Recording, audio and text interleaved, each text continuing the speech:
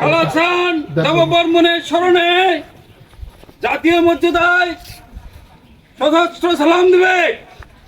সশস্ত্র সালাম। প্রয়াত বীর মুক্তিযোদ্ধা বাবু কালাচান দেব বর্মনকে গার্ড অব অনার প্রদান করা হয়েছে।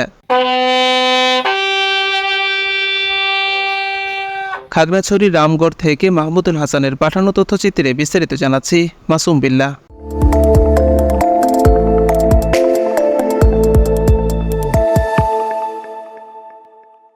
খাগড়াছড়ির রামগড়ে বীর মুক্তিযোদ্ধা কালাচান দেব বর্মনকে রাষ্ট্রীয় মর্যাদায় সম্মান প্রদান করা হয়েছে। 13 জুলাই শনিবার রামগড় পৌরসভার 1 নং ওয়ার্ডের ইসলামপুর বল্টুরাম টিলা মন্দির ঘাটে তার গার্ড অব অনার অনুষ্ঠিত হয়। এর আগে রাষ্ট্রের পক্ষে উপজেলা নির্বাহী কর্মকর্তা ইউএনও মমতা আফরিন বীর মুক্তিযোদ্ধার মরদেহে পুষ্পস্তবক অর্পণের মাধ্যমে শ্রদ্ধা নিবেদন করেন। রামগড় থানার অফিসার আহমদের নেতৃত্বে পুলিশের একটি দল গার্ড অব অনার প্রদান করেন।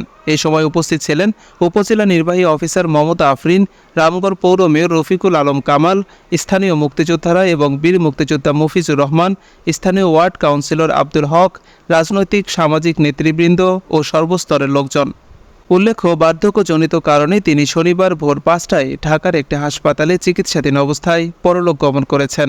মৃত্যুকালে অসংখ্য গুণগ্রাহী রেখে গেছেন তিনি। বীর মুক্তিযোদ্ধা বাবু কালাচান দেব বর্মন 1971 সালে রামগড় 1 নং সেক্টরের আওতায় পার্বত্য এলাকার বিভিন্ন স্থানে মুক্তিযুদ্ধে অংশ নিয়েছিলেন।